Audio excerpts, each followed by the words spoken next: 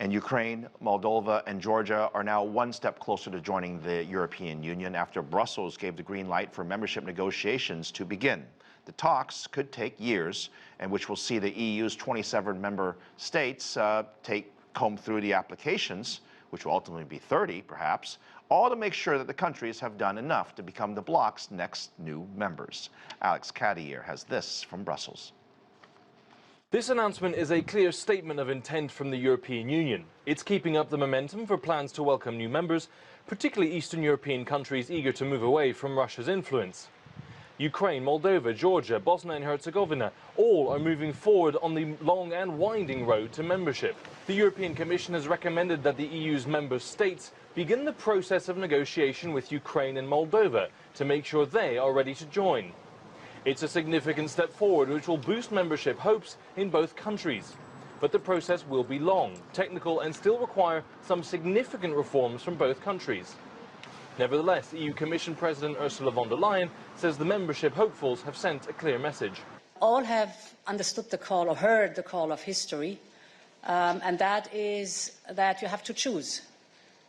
You want democracy and prosperity, or you want an authoritarian regime. Georgia will also move forward in the process and be given candidate status on the condition that it addresses some of the EU's concerns on its democratic processes. And finally, progress for Bosnia and Herzegovina, for whom negotiations with member states will be given the green light on the condition that it improves freedom of expression and freedom of the press. Despite the challenging reforms ahead, European officials are eager to point out that these recommendations represent a significant shift for the future of Europe. They say these countries have chosen the path of European values and democracy. Alex Cadier, CGTN, Brussels. For more on this, Klaus Lorez, a professor of history and international affairs at the University of North Carolina, Chapel Hill, and also a fellow at the Woodrow Wilson Center here in D.C. Good to see you again, Professor. Help our audience understand, we mentioned that the timeline would take a couple years to join. Why does it take that long, and what happens next? Well, it can take many years to join the European Union. It was very good news for Ukraine, Moldova, and they have at least opened the road to become members of the European Union. There's lots of work to be done, and that is what von der Leyen and the European Commission told them today, but they can start negotiations to become a member of the European Union if the European Council decides that that is the right way to do. And the final decision will fall in mid-December at the meeting of the European Council in mid-December. But I think we can all expect that way open to Ukraine to start negotiating about European Union membership will begin then. It's a very complicated process.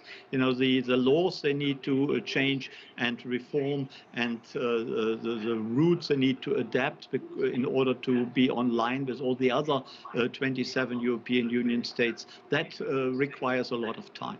Right, and then you also have obviously other potential member candidates, right? You have Georgia, Moldova, and so on. When you say negotiate, what are we negotiating? In the past, there's been talk about reforming rules and laws, and also to crack down on what some have said is an issue with corruption. What are they negotiating exactly? Well, you're quite right. You know, one shouldn't really call it negotiate, because the path to European Union membership is quite clear. The rules are quite clear. There are certain standards which needs to be achieved, for example, regarding corruption. So these countries have to improve their performance in the corruption field enormously. They also have to deal with the power of oligarchs in their country, and in the case of Ukraine, they also have to improve the way they deal with minorities in their own country. All these rules and standards are pretty clear, and they need to be achieved by these countries. It is not so much a negotiation as a process to get there, to maintain these standards which have been imposed by the European Union. The European Union ultimately, at its origination, was to have a shared set of laws. But ultimately, as we know, there's a massive economic impact to it. Obviously, being part of the EU has an economic advantage. How would it help perhaps Ukraine or Moldova or Georgia at this point in the relationship, making the assumption that they ultimately get through the negotiations and they become part of the EU?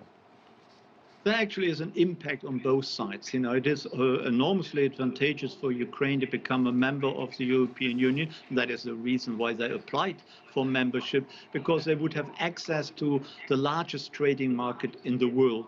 If all these countries join, then there will be a population of a market of 66 million people. That is a large market, and having access to that market is economically very important.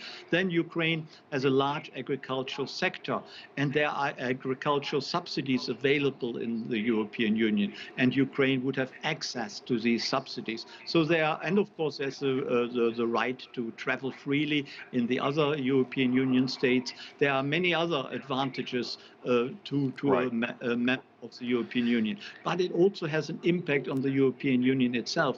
If you admit a country as large as and as poor as Ukraine, 44 million people, but a very poor country with a large agricultural sector, that will have a deep impact on the European Union as such. And therefore, also the European Union needs to change and reform. For example, its budget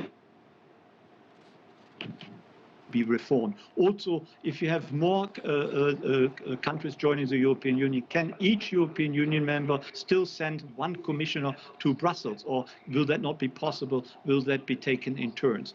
So there are many influences which at play. Let me switch gears very slightly. It's no secret that President Putin was not happy even with the discussion of Ukraine perhaps joining NATO. Now, I know the EU is certainly not NATO, but there is a significant shared services, if you will, with Europe on this. I mean, how might perhaps President Putin react? And then from the military standpoint, there's still this conflict that's happening in real time right now that we shouldn't forget about. Well, the process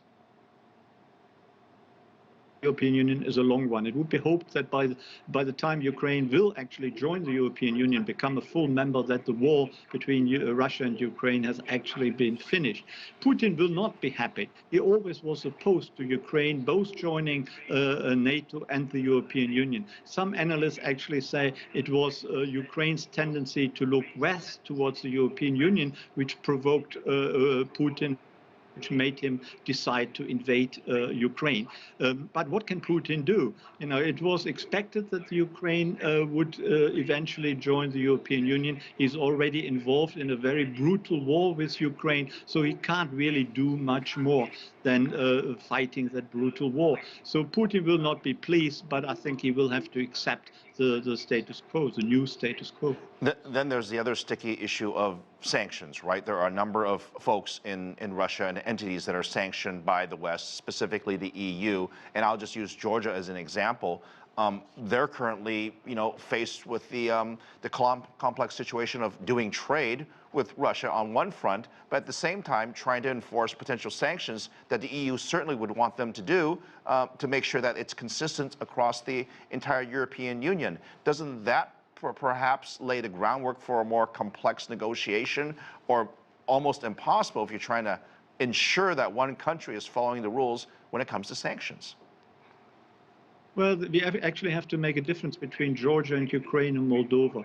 Ukraine and Moldova have really given the ability to start negotiations to become a member of the European Union. Georgia, not quite. And Georgia is not even a candidate, hasn't even received candidate status to become a member of the European Union. Georgia still needs to fulfill certain conditions, including running free elections next year. And I think that means that Georgia is way down the line to actually become a full member of the European Union. So we have to see whether they actually fulfill the conditions the EU has said they still need to fulfill. And I think we will see that sometime next year once the Georgian elections have taken place. Yeah, Professor, it's just great talking to you and fascinating to learn more about the history of this area and how it's changed just in the last short, I think, 18 to 24 months. Good to